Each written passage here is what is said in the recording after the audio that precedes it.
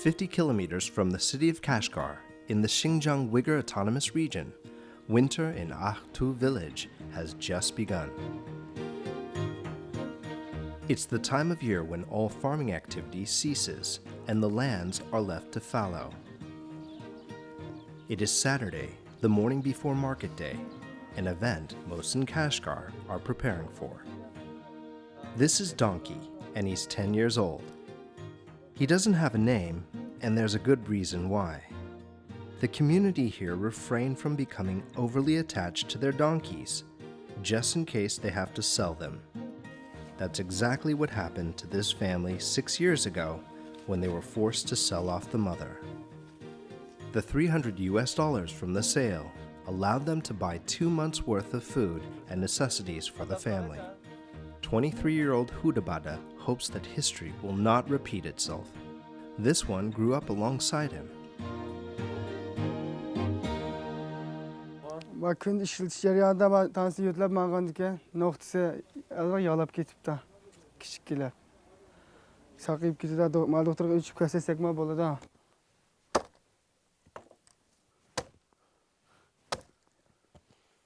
But Hudabada has another more pressing worry on his mind. Living from season to season, it's a harsh winter again for his family, 6 years on. Their last harvest was such a poor one that their coffers are almost dry. Hudabada's mother, Kutran, is also worried about their low stash of food. They also need thicker garments and fuel to keep warm through the winter, where temperatures can drop to as low as minus 24 degrees. All these necessities would cost at least $100 for a family as large as theirs. Ballamda benim 13 nevrim var. 4 oğul 2 kızım var. Bu ballar şu dehqonchilik qilan. 8 kunda bir qatim yig'ilib yana bir toshqonga jam bo'lib qolamiz. Qolgan ishlarimizdan biz dehqonchilik qilan shu terikchilik qilib hozirgacha. Bizlar qilib turmush o'tadi. Hudabada's 67-year-old father, Mementi, is the head of this Uyghur household. Like most communities here, especially this ethnicity of Turkish descent in Xinjiang, they are Muslim. Big families are typical of their culture because Uyghur, after all, means united.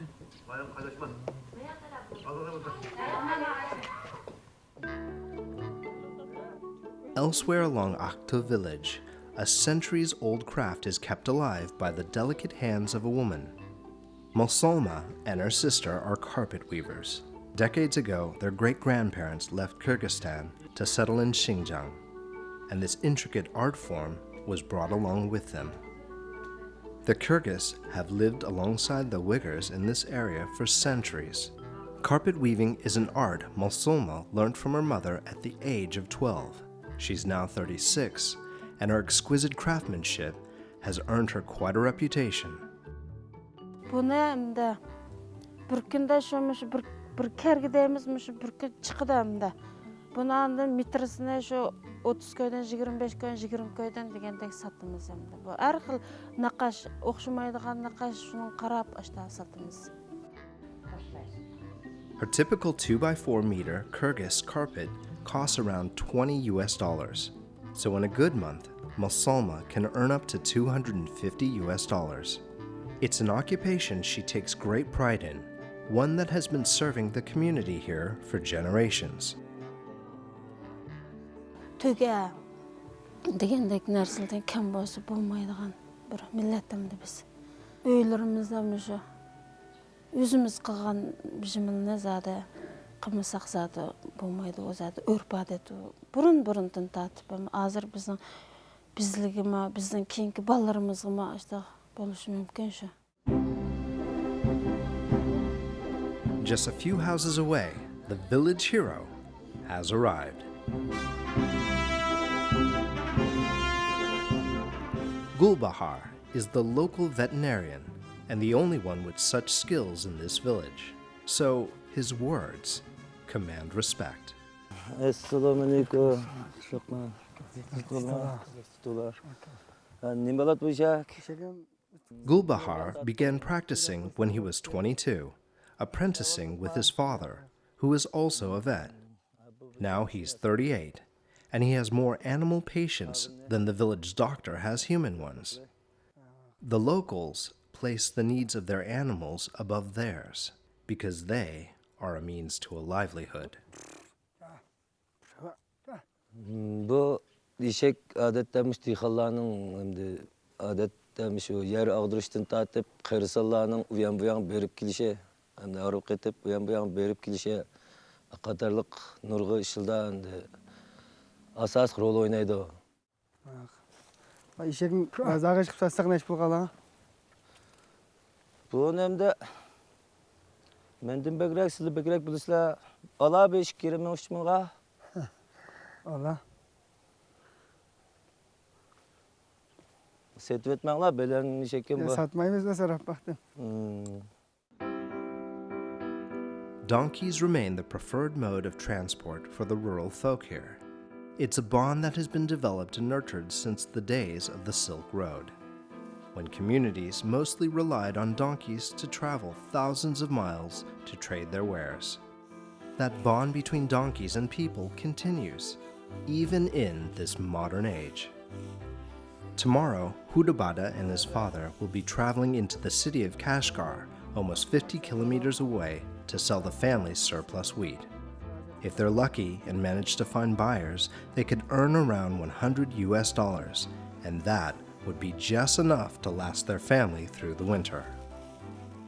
But if this plan falls through, they might have to consider selling donkey instead, a prospect that Hudabada hopes he will not have to face. Amal yok setip kalmasak satmayımız. Setiş oyumuz yok. İşimizin yakın dostumuzla kaldım. Uyan çıkmasak katnaş kuralım. Çıkmadığında. Amal yok. Kıracı tatip seçetmişsek satmayımız.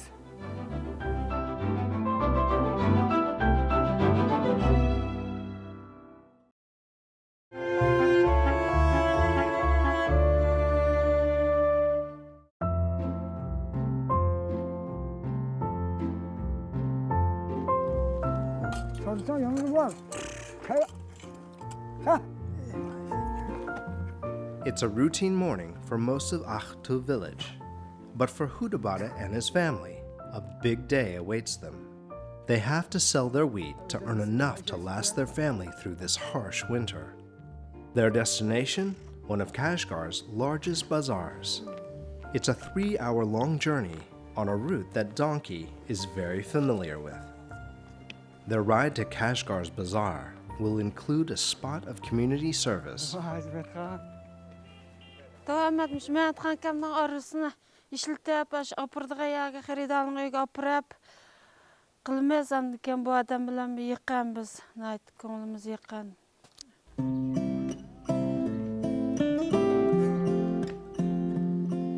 After dropping Musalma off at her customer's home, Hudabada and his father continue their journey into the city of Kashgar. Getting there involves traveling along a route that is as old as the mountains, the gateway into Pakistan during the days of the Silk Road.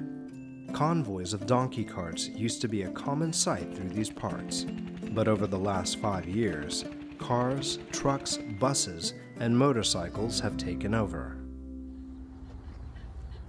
This is Kashgar of the past, which is centuries old.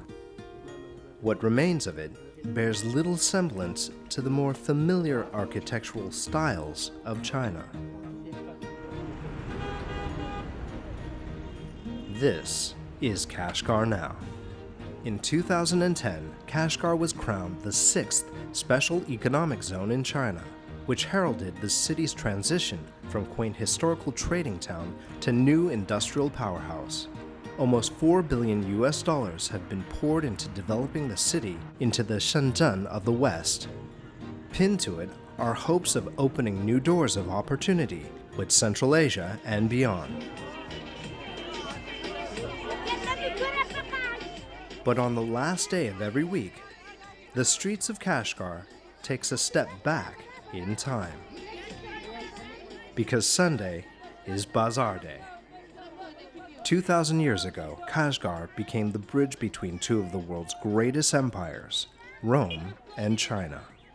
Traders would pass through the treacherous Pamir mountain range and seek refuge in Kashgar, transforming this once barren desert town into a trading oasis, even earning the city the reputation of being the pearl of the Silk Road. Since then, tens of thousands fill these streets every week. Traders from all across Central Asia, the Tajiks, Kyrgyz, Kazakhs, and Uzbeks gather here at one of the biggest bazaars in the region to buy and sell their wares. This is one of the few traditions that has withstood the test of time. 56-year-old Tok Tahun is almost an institution here. He's never missed a Sunday at the bazaar. Tok Tahun was once a full-time donkey cart taxi driver until a decade ago when the government passed a ban on the use of donkey carts within the city. Now he can only ferry people on Sundays, though one day donkey carts are allowed within the city limits.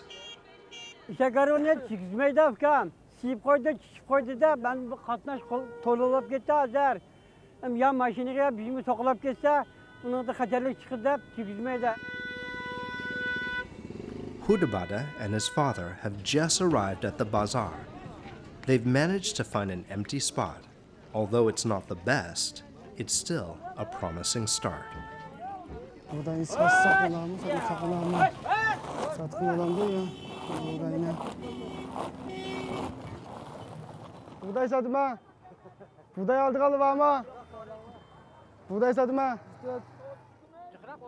Two hours later, still no takers.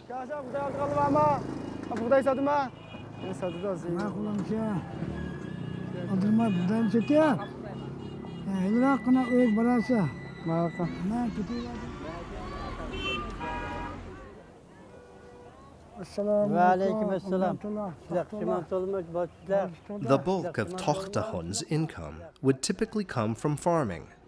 But during the tourist season, April to September, on Sundays, Tok Tahun revives his old profession of donkey cart taxi driver to cater to tourists eager to get a feel of Kashgar's history. And it pays well.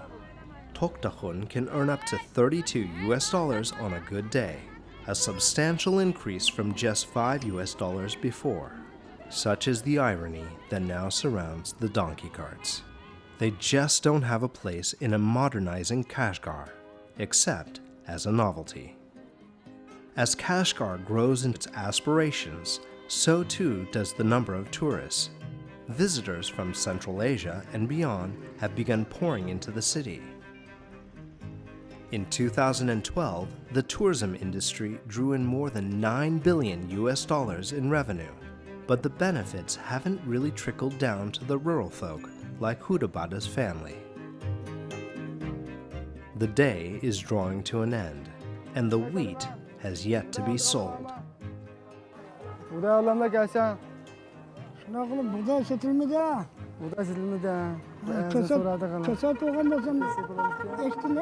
It seems that both father and son might just have to fall back on Plan B.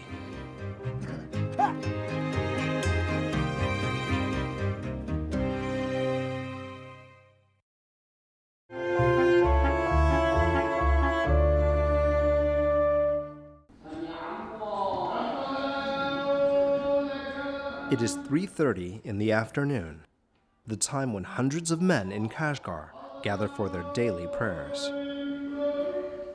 Hudabada and his father take time off to join the rest of the faithful in prayer before they decide if they really want to sell donkey.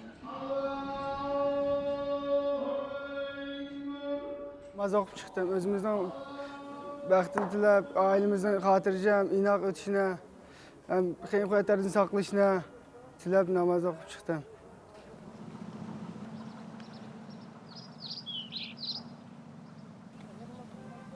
Eshakni o'zini ishlatgan eshak, sassaqma, Yaxşı olmasın ki ama yağacı ustam Harun köz baksa kılam diye. Harun sitette. Kışın sonra işletem de koşunlarınkine. Şuna kıldı. Bundan keyin turmuşuma bir kata. Kışın ters çıkırgan bulduk hem de.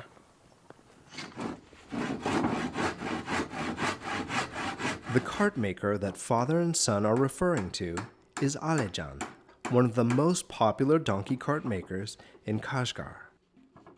But now he makes only one donkey cart once every few months. He's using his skills to produce something with greater returns instead. Burundan perde obdanta ben adamlık kep turgandiken. Hazırda aldığımda kelmegende eken varınışa asasen degedekemde toktap kaldı. Bilek işler şol otuzam varınışa. Kemip ketdi aldığımda. İşek bulmagan işekne sertifikat işekne asasen. It's a lucrative trade, especially in an urbanizing Kashgar. It takes him at most 2 days to build one donkey cart, but with the same amount of time, he can make up to 4 doors. He now earns around $400 a month, almost double of what he used to make before. Buna bağınsın az kaldı digendekemde. Bundaki yok bitaş ihtimal yakın ama. İşletmegende bunamda. Az digendekemde şerleşip ketdi. Yazlıyken de xaxamda şerleşip ketgendeyken. İşte adam asasen qammalda. Bağıl bitiş ihtimal yakın ama. Desperate to fund food supplies and other necessities they need to tide through the winter, Hudabada and Memeti visit Alijan. They hope to interest him in buying their cart, because if the cart doesn't go, then the donkey might have to. Ben iş kız koy biri. Sen azla kaldı. Bu nemi satlı var buna? Pul lazım olup satıldı ki. Abi 20'ye versem olamda. Kem bula. Father and son are forced to go ahead with their last resort. They will have to sell donkey.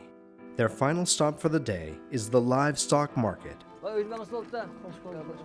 the only one of such a scale in the world.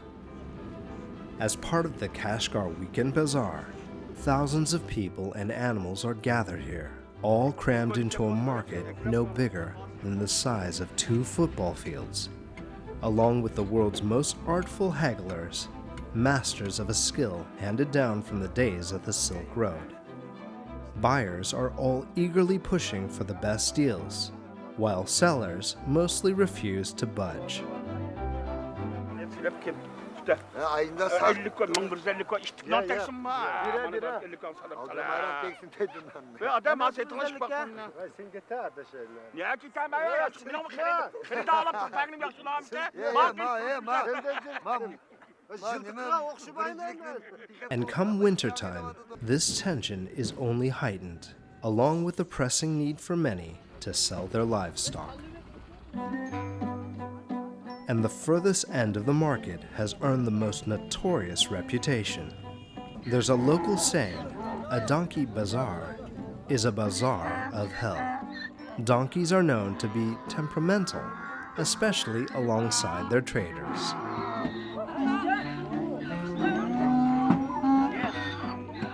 Selling a donkey means that one would have to contend with the fiercest hagglers in the market.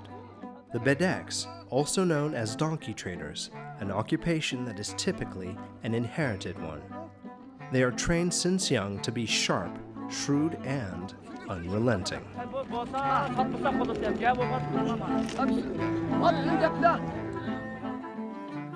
58-year-old Koraban has been a bedek for 40 years now. Apart from being skilled at haggling, a bedek must be able to tell at first glance how much a donkey is worth. İşekin yaşlıkına, işekin yaşlamada kelgenliken bu. Bu mada ya edem tepmeydi, ya çişlemeydi. Edem tepmeydi mıda. The age, the vibrancy of its fur, the color, and its trot are the intangible nuances that only a bedek's eye can appraise. But the value of all that seems to be diminishing. Donkeys are no longer highly prized. Like everyone else involved in the donkey trade, Kurban too has been affected by the changing times. His income has fallen by almost half. He now earns only around $250 a month. Kanka bunu şimdi böyle tepet var. Ha bakavlap kaldı. Bu bakadem bakmadan sitede kanka yağdı buna. Aldırma. Satımdan uzakma. Even the negotiation is an art. On the pretext of a handshake, Bedecs use their fingers to write their offered prices on the palms of the sellers, eliminating all chances of eavesdropping. Özgü boş oldu mu?